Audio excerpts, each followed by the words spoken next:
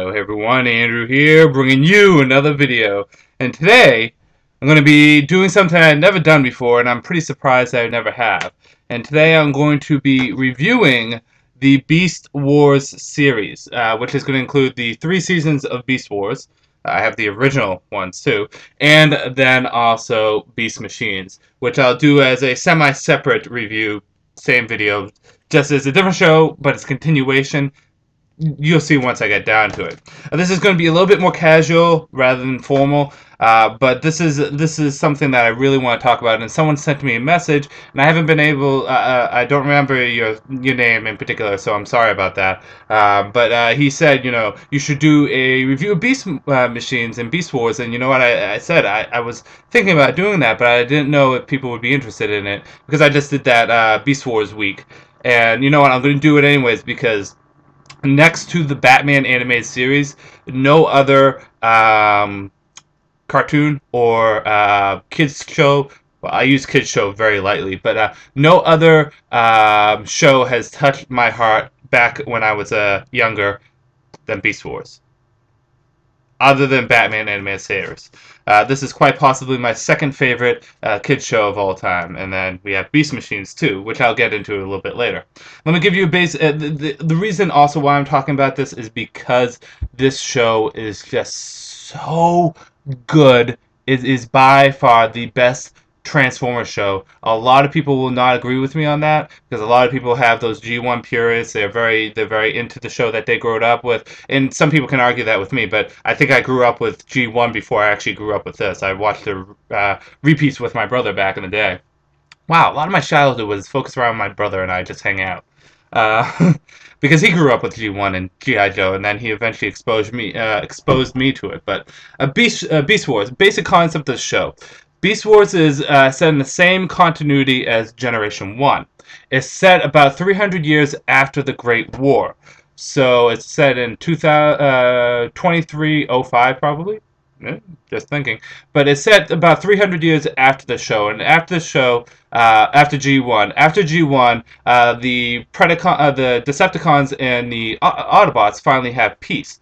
And the Autobots become the kind of the head robotic clan, while the Decepticons kind of become a lower tier. They all have equal rights and footing, but the Decepticons are kind of, pushed a little down.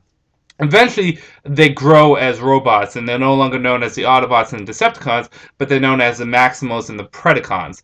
And the basic difference between the Maximal and the Predacon, as opposed to an Autobot and a Decepticon, is Maximals and Predacons are smaller in size. However, because they're small in size, they can conserve energy a lot better, they're more efficient, and ironically, they're more powerful in that sense.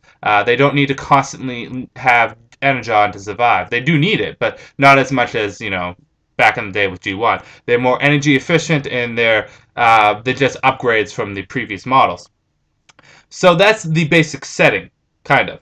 The story really starts off with Megatron, not the original, but someone that takes his namesake, flying away from Cybertron on a ship known as the Darkseid. He is intercepted by a ship named the Axelon, captured by Optimus Primal, an actual descendant of Optimus Prime. The two engage into a space fight, and eventually they go through something called a transwarp hole or transwarp portal. I forget exactly the right term, but it's transwarp.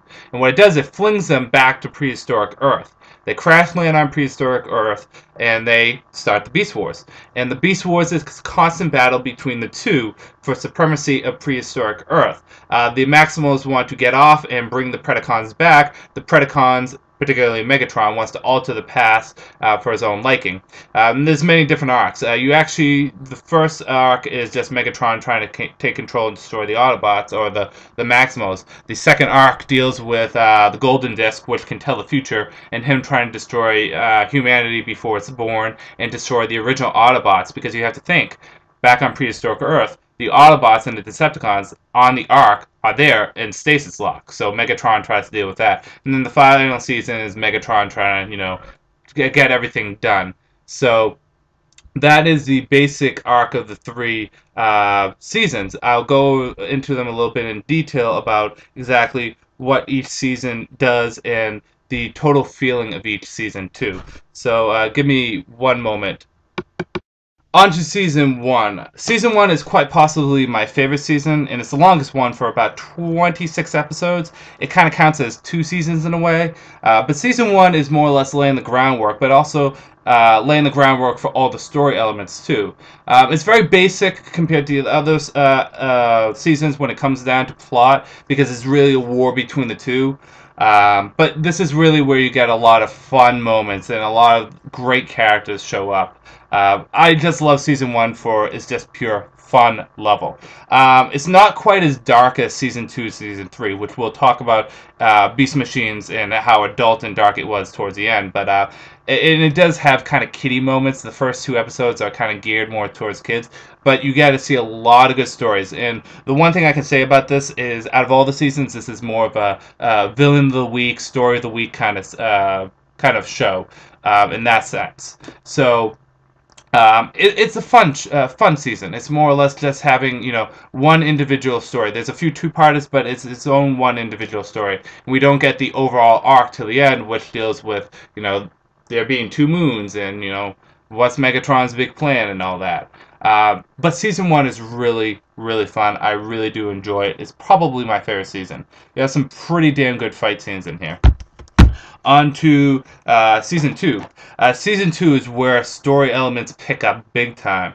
It gets a lot darker from here on out, and I mean darker in a good way, not like emo cutting yourself. But some of the stuff they do, some of the death scenes in this, is pretty heavy. It is pretty heavy. In addition to that, season two, you tie into a lot of the G1 stuff too, talking about the original Megatron, talking about the Ark and how Prime is on the Ark and how Megatron wants to destroy the Autobots or humanity in the past. You have some great episodes in this, and there's tons of character development for characters like Black Arachnia, Silverbolt, Megatron, Dinobot, Cheetor. You get a lot of good character development in this. Season two gets a lot darker.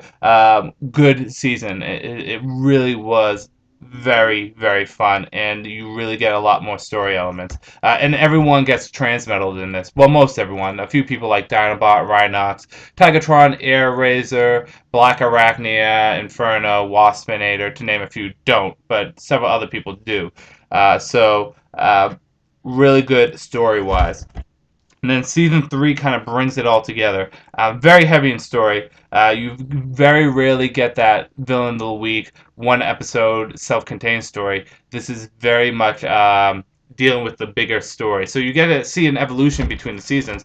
Very much one individual story, but also it deals with an overall arc, and then this is nothing but overall arc. The Beast Wars gets pretty damn intense, and it's pretty damn fun when it gets intense. Season 3 also ends off beautifully, and it segues into what I call season 4 and 5 in Beast Machines very nicely. Which I guess we'll talk about Beast Machines now.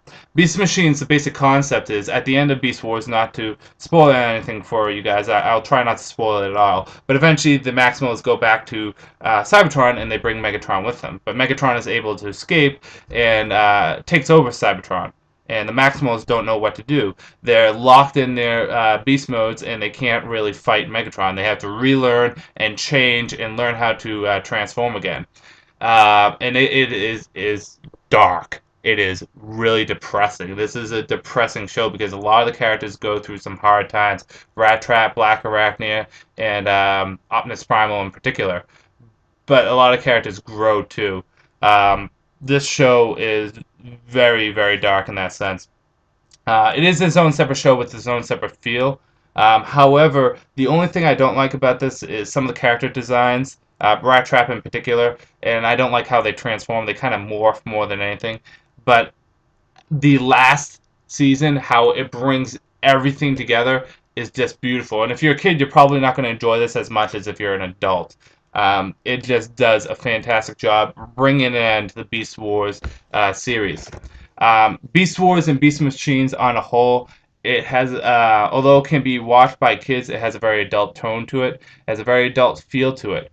It also deals with a lot of interesting issues. It has great storytelling, the best of all the Transformers shows I've ever seen, and it's a show that takes itself seriously for the most part. just overall the plotting of this was great, and each character is its own character. It's not like where in G1 you have Prime, and then you have Ironhide off on the side, or Trax, or Prowl, who are just kind of there as background characters. Every character here gets development, and they're their own people. They're not just copies of a particular type of character. They're their own people. And if you watch these, you will have a great love for them. I don't like to say that dark things are good, because dark does not equal good. Dark should be something that's added to a good story. But these are great stories. They can have a lighthearted feel or a dark feel to them, an adult feel or a kid's feel. It really is something that if you're a Transformer fan and you haven't picked these up yet, I feel bad for you, because once you start watching this stuff, you won't be able to stop. And for all you people out there that are G1 purists, or people that love G1 but really haven't been able to watch anything else, you get a lot of G1 in this. You see the Autobots, Starscream possesses Waspinator and comes back. They deal with a lot of stuff in there. So honestly, this is some of the best shows I've ever watched, and I highly, highly, highly, highly recommend people pick it up if you have not, because this stuff is good. This stuff is really good. Um, there's nothing more I can say about that. Pick it up. It's worth it. They did re-releases of the 3 seasons of Beast Wars, which I'm sure you can get for cheap. The old ones, the ones I have here, are kind of hard to find. And Beast Machines, I think you can still get pretty cheap. I recommend going online for them. But this stuff is really good. I cannot recommend it enough. Just, I mean, I don't even know what else to say. It's just that good. I'll shut up now. This is Andrew. Pick this up. Stay in peace out for now.